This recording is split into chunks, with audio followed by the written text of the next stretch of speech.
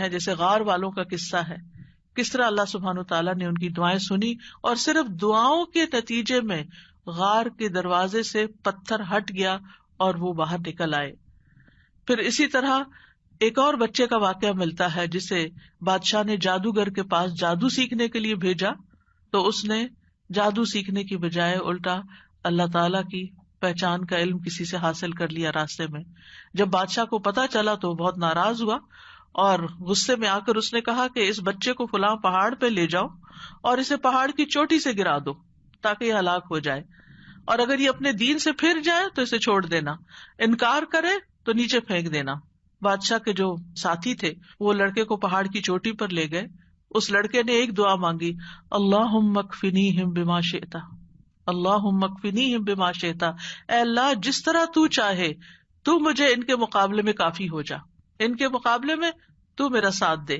تو کہتے ہیں پہاڑ پر ایسا زلزلہ آیا کہ جس سے اس کے سارے ساتھی جو لے کے گئے تھے وہ سارے گر گئے، وہ سب الٹے گرے اور وہ لڑکا چلتا ہوا بادشاہ کی طرف دوبارہ آ گیا۔ بادشاہ نے اس لڑکے سے پوچھا تیرے ساتھیوں کا کیا ہوا؟ لڑکے نے کہا اللہ مجھے ان سے کافی ہو گیا۔ بادشاہ نے پھر اس لڑکے کو اپنے ساتھیوں کے اور لوگوں کے حوالے کر کے کہا کہ اسے ایک چھوٹی سی کشتی میں بٹھاؤ اور سمندر کے بیچ میں جا کے کشتی الٹ دو، اس کو وہاں پھینک دو، اگر یہ اپنے دین سے پھر جائے تو چھوڑ دینا، انکار کرے پھینک کے آ جانا۔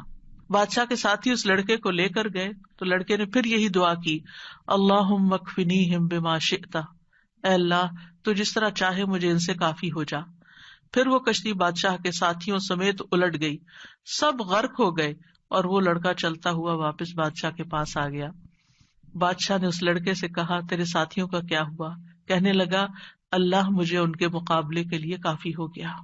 اور واقعی اللہ ہی کافی ہوتا ہے دشمن سے نمٹنے کے لیے۔ انسان کے اپنے پاس زور نہیں ہوتا، طاقت نہیں ہوتی، ہم کمزور ہوتے ہیں، لیکن اگر اللہ کی مدد آ جائے تو انسان ہر طرح کی مشکلات پہ قابو پا سکتا ہے۔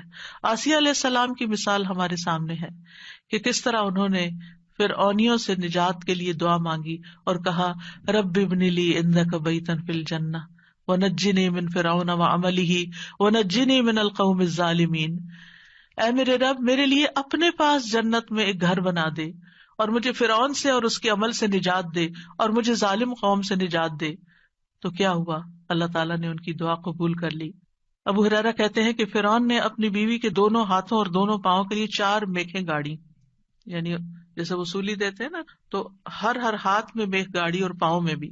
جب وہ فرعونی ان سے جدا ہوتے تو فرشتے ان پہ سایہ کر لیتے۔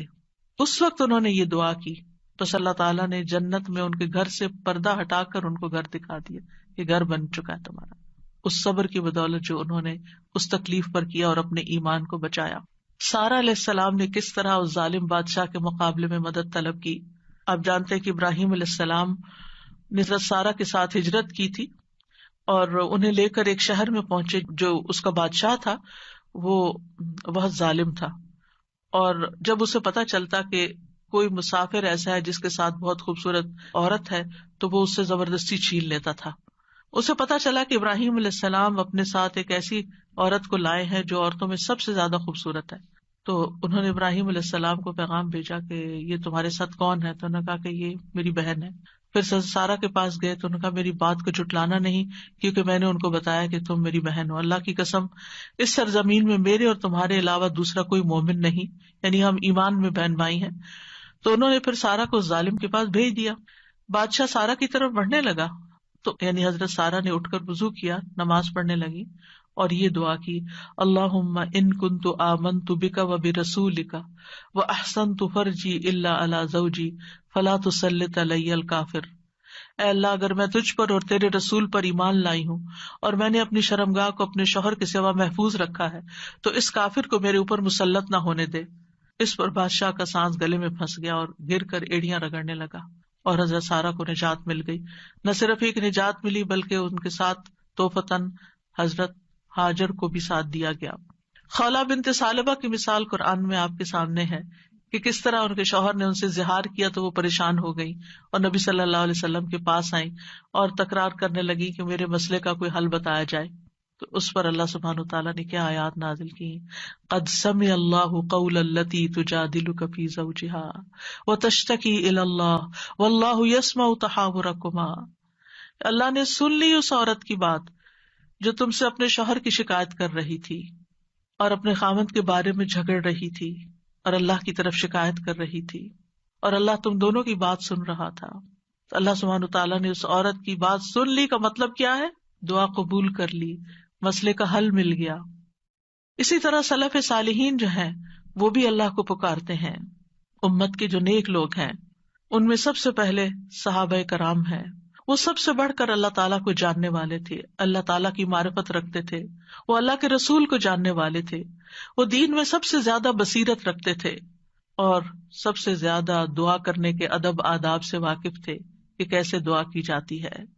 ہم دیکھتے ہیں کہ عمر بن خطاب رضی اللہ عنہ دعا کے ذریعے اپنے دشمن کے خلاف فتح طلب کرتے تھے، اور یہ دعا ان کے لشکروں میں سے عظیم لشکر تھا۔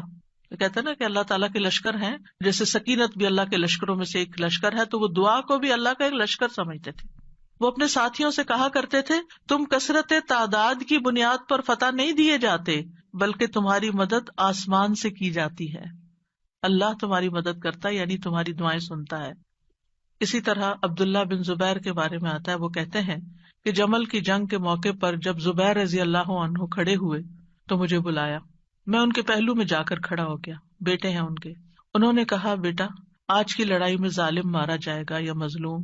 میں سمجھتا ہوں کہ آج میں مظلوم قتل کیا جاؤں گا، اور مجھے سب سے بڑی فکر اپنے قرضوں کی ہے، کیا تمہیں بھی کچھ اندازہ ہے کہ قرض ادا کرنے کے بعد ہمارا کچھ مال بچ سکے گا؟ پھر انہوں نے کہا، بیٹے ہمارا مال فروخت کر کے اس سے قرض ادا کر دینا۔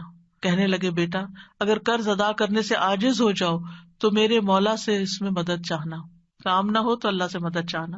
عبداللہ نے بیان کیا کہ اللہ کی قسم، ان کے بیٹے کہتے ہیں، اللہ کی قسم میں ان کی بات اس وقت نہ سمجھ سکا، میں نے پوچھا، اے میرے بابا من مولا کا، آپ کا مولا کون ہے؟ قال اللہ، کہنے لگے اللہ۔ عبداللہ کہتے ہیں، اللہ کی قسم قرض ادا کرنے میں جب بھی دشواری پیش آئی میں نے اسی طرح دعا کی، یا مولا زبیر، ہے زبیر کے مولا، اقض عنہ دینہ، آپ ان کی طرف سے قرض ادا کر دیجیے، اس کا بندوبست کر دیجیے، اور ادائیگی کی کوئی نہ کوئی صورت پیدا ہو جاتی تھی، دعا قبول ہو جاتی۔ سفیان ثوری کہا کرتے تھے، اے وہ ذات جس کو اپنے تمام بندوں میں سے وہ انسان سب سے زیادہ محبوب ہے جو اس سے مانگے تو کثرت سے مانگے، یعنی اللہ تعالیٰ کو وہ شخص زیادہ پیارا ہے جو زیادہ دعائیں کرتا ہے۔ اے وہ ذات جس کو اپنے تمام بندوں میں سے وہ انسان سب سے زیادہ ناپسند ہے جو اس سے نہیں مانگتا، کیونکہ جو انسان دعا نہیں کرتا اللہ تعالیٰ اس سے ناراض ہوتا ہے، اور تیرے سوا کوئی بھی ایسا نہیں ہے اے میرے رب۔ کیا مطلب؟ کوئی بھی اور ایسا نہیں۔ اگر کسی سے بھی انسان ایک سے زیادہ دفعہ کچھ مانگ لے تو وہ ناراض ہو جاتا ہے، اور نہ مانگے تو خوش رہتے ہیں۔ ایون ماں باپ بھی آپ دیکھیں، اگر بچے ایک دفعہ کچھ مانگے تو کہ اچھا بیٹا لے لو، پھر دوسری دفعہ پھر مانگے تو ایک دن آتا ہے کہ ماں باپ بھی کہتے کہ تم کب تک مانگتے رہو گے، اپنا بندوبست خود کرو۔ لیکن اللہ سبحانہ تعالیٰ کبھی ایسا نہیں کہتے کہ کب تک تم مجھ سے دعائیں کرتے رہو گے، وہ پسند کرتے ہیں کہ بندہ دعا کرتا رہے۔ اور بعض لوگوں کو تو دعا میں ایسا لطف آتا ہے، اللہ تعالیٰ سے مناجات کرنے میں، اللہ تعالیٰ کو پکارنے میں، اللہ تعالیٰ کے آگے ہاتھ پھیلانے میں، اللہ تعالیٰ کی طرف رجوع کرنے میں ایسی لذت آتی ہے کہ ان کی یہ لذت اس چیز کی لذت سے بھی بڑھ جاتی جو وہ مانگ رہے ہوتے ہیں۔ تو اس لیے کبھی بھی انسان مانگنے سے دور نہ رہے، مانگتا رہے، صرف بڑی حاجتیں نہیں، بڑے مسائل نہیں، چھوٹی چھوٹی چیزیں بھی۔ لیث بن سعد کہتے ہیں کہ ابو حازم کہا کرتے تھے، مجھے نمک بھی چاہیے تو میں اپنی دعاؤں میں اللہ سے مانگتا ہوں کہ مجھے نمک چاہیے۔ نمک سب سے چھوٹی چیز ہوتی ہے نا۔ اور پھر اسی طرح بعض سلف صالحین اپنی نمازوں میں اللہ تعالیٰ سے اپنی تمام ضروریات مانگتے تھے، یعنی چھوٹی بڑی سب، یہاں تک کہ آٹے میں ڈالا جانے والا نمک، بکری کا چارہ، گھاس بھی اللہ سے مانگتے تھے، چھوٹی چھوٹی چیزیں بھی۔ ایک تعلق کو ظاہر کرتا ہے نا یہ، اور اس بات کے یقین کو ظاہر کرتا ہے کہ وہی دیتا ہے، یہ چھوٹی چیزیں بھی وہی دیتا ہے، اگرچہ اسباب ہیں دنیا میں لیکن اصل میں پیچھے اسی کا ہاتھ ہے۔